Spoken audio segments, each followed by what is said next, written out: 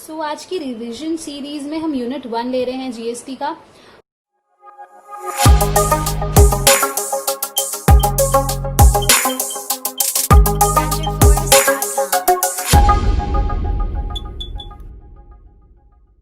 जो यूनिट 1 से important questions मुझे लगते हैं आ सकते हैं वो डायरेक्ट क्वेश्चंस होंगे अबाउट जीएसटी।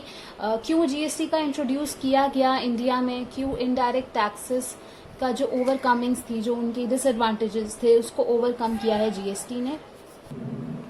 आपको सारे यूनिट्स की पीडीएफ्स हमारे कॉलेज ट्यूटर ऐप पे मिल जाएंगी, बिल्कुल अपडेटेड है सारा कोर्स, अच्छे से नोट्स बनाए हुए हैं। तो बहुत इजी लैंग्वेज में अलग अलग कीवर्ड्स के साथ मैंने उस नोट्स को बनाया है। सो आई होप आपको अच्छा लगे and just please see that notes, वो आपको बहुत हेल्प करेंगे।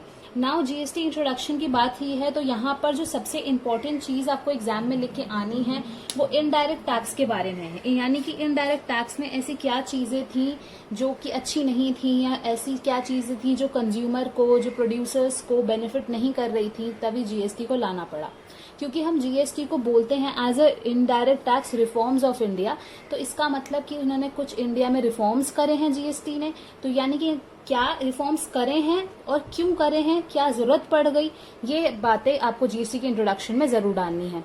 उसके बाद चीजें आती हैं कि जीएसटी को कैसे इंट्रोड्यूस किया गया इंडिया में, कैसे बिल आया, कैसे पास हुआ। तो ये जो हिस्ट्री है ये सारी चीजें लिखनी इंपॉर्टेंट होगी। उसके बाद कहीं कहीं छोटे छोटे पॉइंट्स जैसे कि जुलाई 1, 2017 में वो इम्प्लीमेंट हुआ, तो इम्प्लीमेंटेशन डेट एंड वो कौन कौन सी कंट्रीज में है, कौन कौन सी कंट्रीज के रेट्स हैं, तो आप उसके बारे में थोड़ा सा लिख सकते हैं। 160 कंट्रीज में है अभी, तो ये चीज मेंशन तो आप करेंगे ही करेंगे। उसके साथ साथ आप ये मेंशन कर सकते हैं कि सबसे पहले कहाँ आया था, तो ये मैंने आपको हमारी प्रीवियस वीडियोस में बता रखा है। सो बेसिकली हमारे इंडिया की बात करें तो सबसे पहले असम में यहाँ इसको जीएसटी को इम्प्लीमेंट किया गया था। तो ये छोटी मोटी चीजें जो आप अंडरलाइन करके अगर एग्जाम में लिखेंगे तो वो अच्छा इंप्रेशन डालती हैं। अब आप सबको पता है कि एसजीएसटी यानी कि स्टेट जीएसटी है, जो स्टेट लेती है, लिव्ड एंड कलेक्टेड, ये वाला मैंने पार्ट कराया है मेरी प्रीवियस वीडियोस में। सीजीएसटी है जहां पर सेंट्रल गवर्नमेंट कलेक्ट करती है, एंड इंटीग्रेटेड जीएसटी है यानी कि एसजीएसटी प्लस सीजीएसटी जो होता है that is IGST, that is integrated GST. So ये इंपॉर्टेंट चीजें आप जीएसटी के इंट्रोडक्शन में लिख के आ सकते हैं। And I repeat, the most important question can come is the comparison of indirect tax and GST. So both overcoming कैसे किया है इनडायरेक्ट टैक्स की प्रॉब्लम्स को, ये क्वेश्चन आई थिंक आ सकता है। अब जीएसटी के एडवांटेजेस की बात करते हैं। एडवांटेजेस तो काफी सारे हैं, ये सारे नोट्स आपको ऐप पे अवेलेबल हैं, तो आपको मुझे ज्यादा लिखने की यहाँ जरूरत नहीं पड़ेगी। तो कास्केडिंग इफेक्ट वाली जो चीज है, ये वाला वर्ड आप हर जगह लिख के आए, क्योंकि ये सबसे इंपॉर्टेंट चीज करी है जीएसटी ने कि जो डबल टैक्स सिस्टम था उसको हटाकर सिंगल टैक्स सिस्टम किया है। जैसे मैंने बोला कि इनडायरेक्ट टैक्स की जो भी सारी ओवरकमिंग्स है वही जो भी इनडायरेक्ट टैक्स के डिसएडवांटेजेस हैं वही जीएसटी के एडवांटेजेस हैं। सो जो कास्केडिंग इफेक्ट इन्होंने हटाया है, रिमूवल हुआ है इसका, ये इंपॉर्टेंट जीएसटी का एडवांटेज है। और जीएसटी ने कैसे रजिस्ट्रेशन प्रोसेस को इजी कर दिया है, कैसे इजी ऑनलाइन प्रोसीजर हो गया है, कोई भी टैक्स पेयर है वो जीएसटी में रजिस्ट्रेशन कर सकता है और उसको एक आइडेंटिफिकेशन नंबर मिलता है।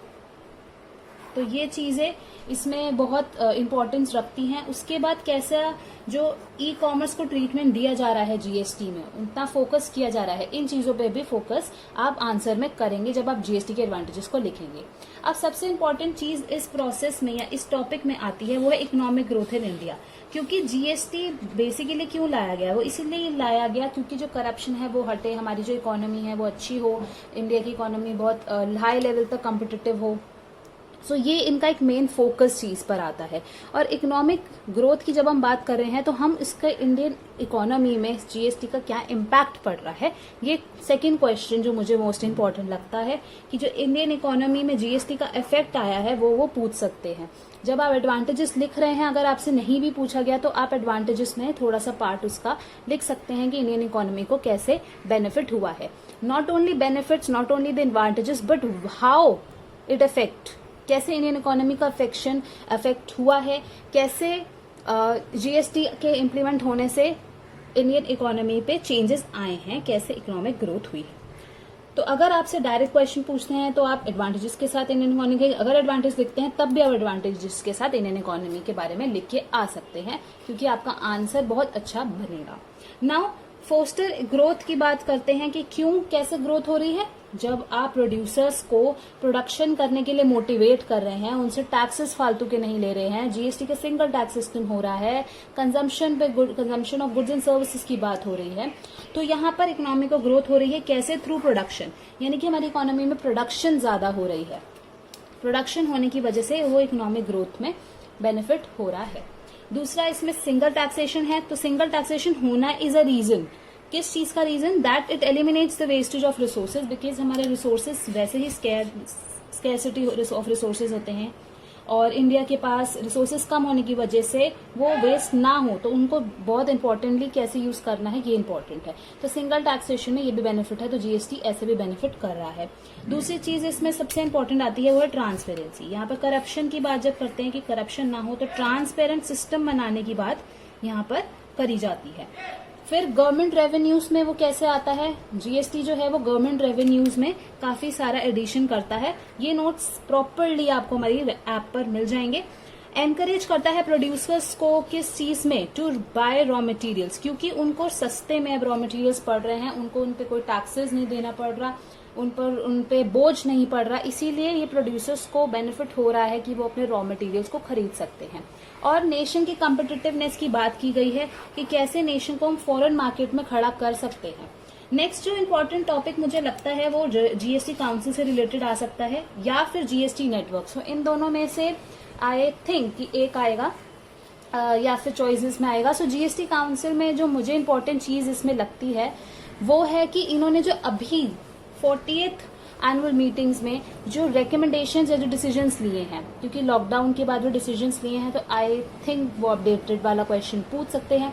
अगर इसकी बेसिक चीजों की बात करूं तो क्या होता है, जीएसटी काउंसिल क्या होता है, रिकमेंडेशंस देता है अपने, जीएसटी काउंसिल है यानी कि उनको काउंसिल करता है। तो ये सेटअप हुआ है जीएसटी के अंडर। जीएसटी काउंसिल बताता है स्टेट और सेंट्रल गवर्नमेंट को कि आप क्या क्या डिसीजंस ले सकते हैं, आप कैसे कैसे स्लैब रेट्स रख सकते हैं, आपको कौन से प्रोडक्ट्स पे स्लैब्स कम रखने हैं, आपको कौन से प्रोडक्ट्स पे स्लैब बढ़ाने हैं, रेट्स बढ़ाने हैं, जीएसटी रेट्स। तो ये सारी चीजें आपको मेरी पीडीएफ में मिल जाएगी हमारे कॉलेज ट्यूटर ऐप पे। अगर इसकी मेंबर्स की बात करें तो ये भी बहुत इंपॉर्टेंट चीज है जो आपको जीएसटी काउंसिल में लिख के ही आनी है कि इनमें कौन कौन से मेंबर्स होते हैं। सो सबसे पहले तो चेयरपर्सन जो सबसे इंपॉर्टेंट मेंबर है, चेयरपर्सन वो है हमारी union finance minister. Then union minister of state in charge of revenues, यानी कि जो स्टेट इंचार्ज होते हैं रेवेन्यूज के, जो रेवेन्यू इंचार्ज करते हैं वहां पर स्टेट में, तो उनके union ministers. And minister in charge of finance, तो ये बेसिकली हर स्टेट अपने अपने जो भी चार्ज ऑफ फाइनेंस होता है उनका, उनके मिनिस्टर्स को जीएसटी काउंसिल का मेंबर बनाती है। तो चूजन बाय स्टेट्स होते हैं ये। दूसरी चीज जैसे मैंने बोला कि रिकमेंडेशंस बहुत इंपॉर्टेंट चीज है, तो 40th जो इनकी जीएसटी काउंसिल मीटिंग हुई थी दैट इज ऑन 12 जून 2020। सो बहुत बहुत रिसेंट है। तो अगर एकदम अपडेटेड क्वेश्चन आना होगा तो आई थिंक ये आ सकता है, जिसमें वो आपसे पूछ सकते हैं कि जीएसटी के क्या क्या, जीएसटी काउंसिल के क्या क्या डिसीजंस या उनकी क्या क्या रिकमेंडेशंस थी। तो डिसीजंस उन्होंने ये लिए हैं कि जो लेट फी करते हैं, जो पास रिटर्न्स में लेट फी हुई है, जो कैंसिलेशन ऑफ रजिस्ट्रेशन हुए हैं, उनको हटा दिया जाए या उन पर अभी इतना ज्यादा बोझ ना डाला जाए क्योंकि कोविड-19 है। सो ये सिचुएशन को लेकर उन्होंने डिसीजंस लिए हैं। क्या क्या लिए हैं, ये सारी हेडिंग्स हैं। Waiver of late fee for past returns, past returns की जो लेट फी है उनको हटा दिया जाए, उनको वेव कर दिया जाए, खत्म कर दिया जाए। लेट फी को रिड्यूस कर दिया जाए, तो वेवर की भी बात करी है और रिड्यूस करने की भी बात करी है। उसके बाद कंसेशनल इंटरेस्ट ड्यू टू कोविड-19, यानी कि उन्होंने बोला है कि जो आप इंटरेस्ट दे रहे हैं वो कंसेशनल रेट्स पर दें क्योंकि कोविड-19 है। And revocation of cancellation of registration, यानी कि आप ज्यादातर रजिस्ट्रेशन को अभी कैंसिल ना कीजिए, रेवोक करने को बोला गया है कि कैंसिलेशन ना किया जाए। And implementation of finance act 2020, finance act को जल्द से जल्द इम्प्लीमेंट किया जाए, उन्होंने ये वाला डिसीजन लेने को बोला है। राइट, सो ये इंपॉर्टेंट सबसे चीज है। अगर जीएसटी हम नेटवर्क की बात करें तो जीएसटी नेटवर्क भी एक one of the most important topic है। सो मुझे लगता है इन दोनों में से एक आ सकता है। जीएसटी नेटवर्क मैंने आपको वीडियोस बना के बताया है। So GST network is basically common portal for all the GST registrations. जो भी आपको रजिस्ट्रेशन करनी है, एक पोर्टल है, वहां जाओ और वहां जाके अपने आप को रजिस्टर कर लो, ठीक है। अगर प्राइवेट कंपनीज की बात जो रीड कर लेते हैं कि points. Common network for all है, कॉमन पोर्टल है, that is www.gst.gov.in, that is manage by GSTN। सो ये नेटवर्क इस पोर्टल को मैनेज करता है। अगर प्राइवेट कंपनी की बात करें, that are registered under section 8 of companies act 2013, तो वहां पर प्राइवेट कंपनीज भी रजिस्टर कर सकती हैं। ये क्या क्या चीजें प्रोवाइड करता है? ये आपको प्रोवाइड करता है आईटी इन्फॉर्मेशन प्रोवाइड करता है, services both central and state government को प्रोवाइड करता है, टैक्स पेयर को प्रोवाइड करता है, all the other stakeholders is basically the people और all the people that are involve in taxation और who wants to give the GST, who are registered under GST network or registered under this portal, so that we call it as stakeholders as a whole. So there are 3 main services जो taxpayer को GST network देता है, that is registration. Of course registration तो one of the most important service देता है, and payment under GST. अगर आपको payment calculation में कोई प्रॉब्लम आ रही है या पेमेंट करनी है तो उसमें भी टैक्स पेयर की ये बेनिफिट देता है। और फॉरवर्ड करता है आपके रिटर्न्स को। अगर सेंट्रल और स्टेट गवर्नमेंट अथॉरिटीज को आपके रिकॉर्ड्स में कुछ प्रॉब्लम है या अगर उनको चेक करना है या करना पड़ता है किसी सिचुएशन में, एज द केस में भी, सो फॉरवर्ड करता है, तो ये फैसिलिटी भी वो टैक्स पेयर को प्रोवाइड करता है। दूसरी चीज इसमें जो अदर सर्विसेज की बात आती है, ये क्या करता है? अदर सर्विसेज में ये जो मैनेजमेंट इंफॉर्मेशन सिस्टम है वो बनाता है, ये कंप्यूटेशन एंड सेटलमेंट करता है इंटीग्रेटेड जीएसटी का। ये आपको डिटेल में सारी चीजें कि आपको क्या टैक्स पेमेंट करनी है उसको करता है, और टैक्स पेमेंट की जो आपकी डिटेल्स हैं उसको कंपेयर करता है विद बैंकिंग नेटवर्क। जो आपका बैंकिंग नेटवर्क होगा उससे आपकी डिटेल्स कंपेयर करेगा जो आपके टैक्स पेमेंट में डिटेल्स होंगी, तो डिटेल्स को कंपेयर भी करता है। एनालिसिस करता है टैक्स पेयर की प्रोफाइल को। तो ये ऐसी अदर सर्विसेज देता है जो एक नॉर्मल कॉमन पोर्टल दे सकता है। तो जीएसटी से आप उस रिलेशन में काफी सारे पॉइंट्स को लिख सकते हैं। इसमें जीएसपी जो जीएसटी सुविधा प्रोवाइडर्स है, ये बेसिकली जीएसटी नेटवर्क इनको अपॉइंट करता है। क्यों अपॉइंट करता है? ताकि ये उनको सुविधा प्रोवाइड कर सके, जीएसटी सुविधा प्रोवाइड कर सके, तो दैट इज जीएसपीज। तो जीएसपीज बेसिकली लिंकेज बना के रखता है सारी चीजों का, सारी इंफॉर्मेशन का, सारी पोर्टल को हैंडल करता है, और उसके साथ साथ वो अपॉइंट करता है एप्लीकेशन सर्विस प्रोवाइडर्स को अपॉइंट करता है। अपॉइंटेड बाय जीएसपी है, तो अपॉइंटेड बाय जीएसपी जो एएसपी होते हैं एप्लीकेशन सर्विस प्रोवाइडर्स, वो प्रोवाइड करते हैं, क्या प्रोवाइड करते हैं? लिंक प्रोवाइड करते हैं किसके बीच में? टैक्स पेयर्स और जीएसपी के बीच में। सो एएसपी प्रोवाइड करता है linkage between GSP and tax payers. तो that is all GST network is about. अब एक कॉन्स्टिट्यूशनल फ्रेमवर्क या लेजिस्लेटिव फ्रेमवर्क का एक क्वेश्चन मुश्किल है, आ भी सकता है नहीं भी आ सकता, नॉट श्योर अबाउट दैट। सो अभी तक मैंने 3 क्वेश्चन जो मुझे बहुत ज्यादा लग रहे हैं आ सकते हैं वो बताए हैं। सो लेजिस्लेटिव फ्रेमवर्क जल्दी से एक ओवरव्यू ले लेते हैं। So there are total 35 GST acts in India. 35 acts हैं। सीजीएसटी एक्ट 2017 है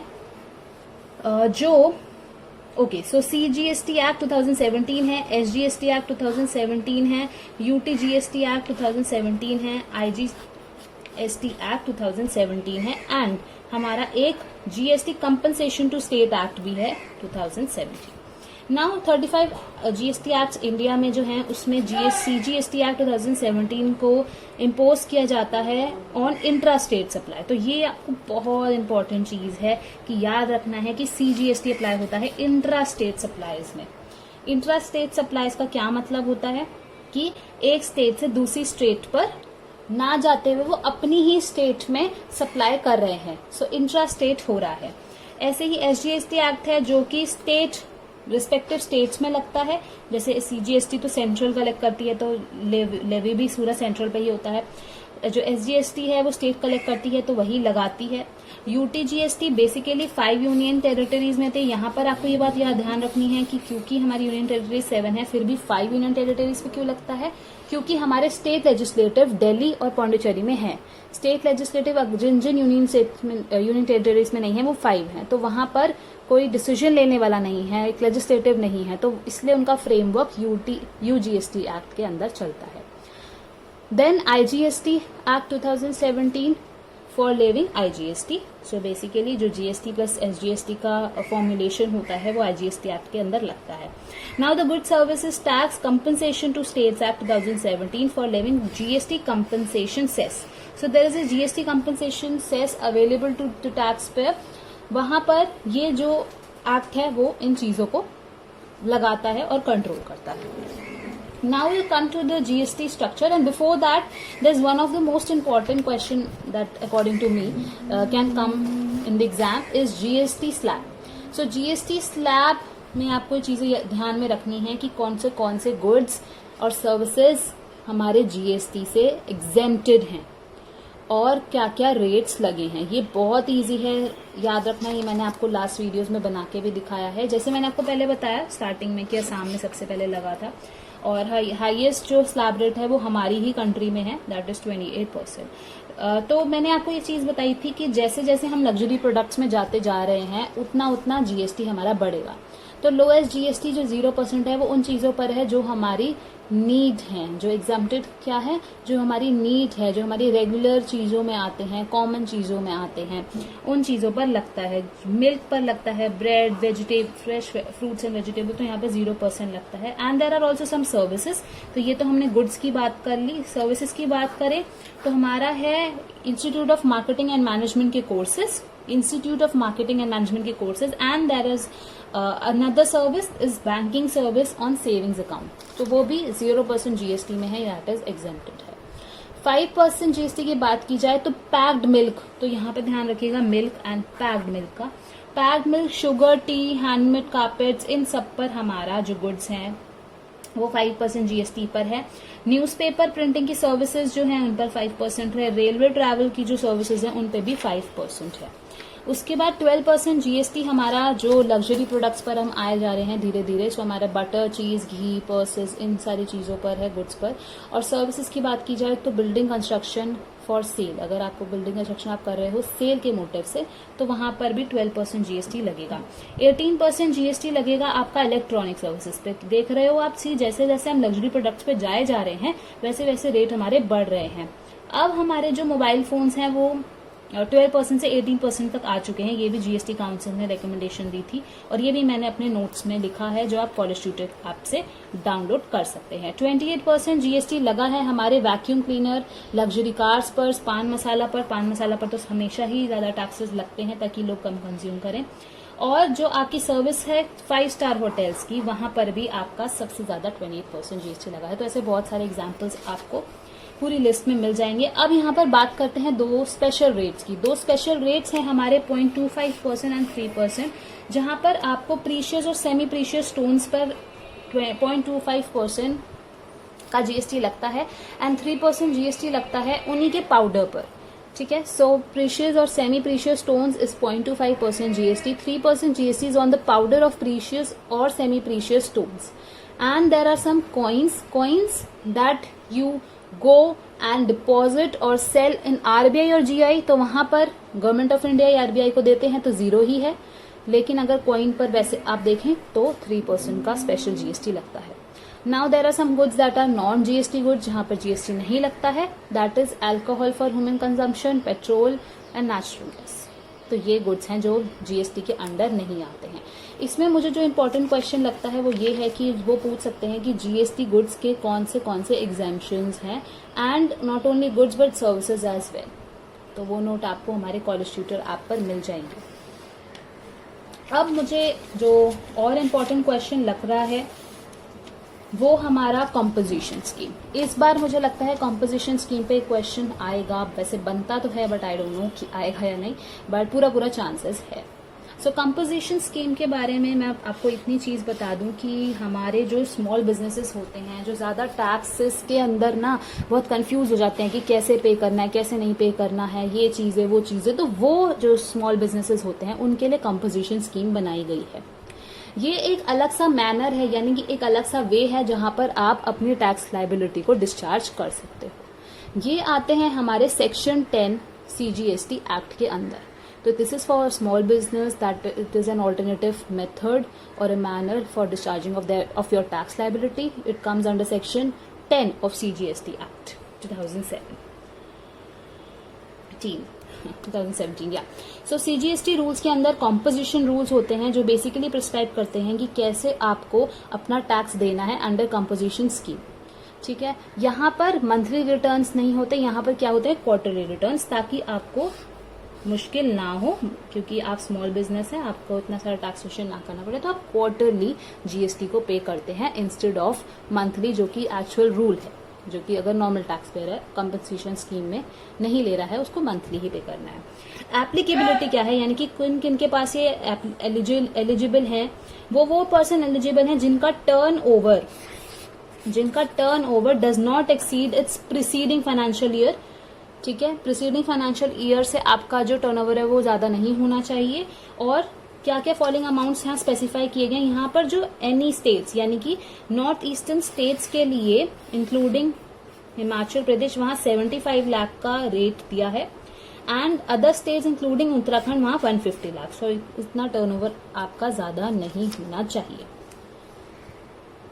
अब हम बात करते हैं कि जो टैक्स रेट है कंपोजिशन स्कीम के अंदर वो क्या क्या है। सो CGST, SGST और या UTGST सेम थिंग, और टोटल GST वो देखा जाए तो manufacturers excluding manufacturers of notified items, यानी कि there are some items that are excluded है। So manufacturers, restaurant and catering supply and other supplies, उस पर 0.5, 2.5 एंड 0.5% पर टैक्स रेट होता है। सो ये नोट भी आपको हमारे ऐप पर मिल जाएगा। आपको ऐप पर सारी चीजें मिल जाएंगी, बिल्कुल टेंशन लेने की जरूरत नहीं है, आप वहां जाकर बहुत अच्छे से पढ़ सकते हैं। UTGST यानी कि STGST, इनका रेट है 0.5, so it's basically same for both CGST and SGST, and the total GST is 1%, 5% and 1%, so it's very very easy. Now there are some persons who are not eligible for composition scheme. So जो नहीं है eligible उन पर थोड़ा सा overview ले लेते हैं। So supplier of any taxable services, अगर आप केटरिंग और रेस्टोरेंट सर्विसेज से हैं, एक्सेप्ट दैट जो भी आप टैक्सेबल सर्विसेज दे रहे हैं वो आप कंपोजिशन स्कीम नहीं ले सकते, आपको नॉर्मल टैक्स पेयर यानी मंथली रिटर्न्स देने होंगे। Supplier of interstate outward supplies of goods, यानी इंटरस्टेट पर कर रहे हैं, एक स्टेट से दूसरी स्टेट्स पर सप्लाई कर रहे हैं गुड्स का, तो आप एलिजिबल नहीं है। Person supplying goods to an electronic commerce operator, यानी कि अगर आप ई कॉमर्स के ऑपरेटर हैं और वहां से गुड्स सप्लाई कर रहे हैं तो भी आप कंपोजिशन स्कीम में नहीं आ सकते, आप एलिजिबल नहीं है। Manufacturer of goods notified under, so there are some manufacturers जो नोटिफाइड है अंडर सेक्शन 2E, वो भी नहीं ले सकते, जैसे टोबाको, पान मसाला, अगर उनके कोई सब्सिट्यूट्स हैं तो ये चीजें नहीं लग सकते। एंड आइसक्रीम एज वेल, सो अगर आप मैन्युफैक्चरर हैं आइसक्रीम के, पान मसाला के, टोबाको के या उनके अदर सब्सिट्यूट्स के, तो आप कंपोजिशन स्कीम नहीं ले सकते। Now casual person as well as, okay, तो यहाँ बात आ रही है NRI की। सो जो अगर आप नॉन रेजिडेंट हैं तो आप कंपोजिशन स्कीम नहीं ले सकते। एंड सर्विस प्रोवाइडर्स, सो यहाँ पर सर्विस प्रोवाइडर्स की भी बात आ रही है, एक्सेप्ट रेस्टोरेंट एंड केटरिंग, क्योंकि हम यहाँ अभी देख चुके हैं कि रेट्स दिए हैं रेस्टोरेंट्स एंड केटरिंग के। सो ये चीजें आपको ध्यान में रखनी है। तो कंपोजिशन स्कीम का मुझे लगता है क्वेश्चन आएगा। सो ये था यूनिट 1 का सारा रिविजन। अब हम यूनिट 4 को डिस्कस करेंगे।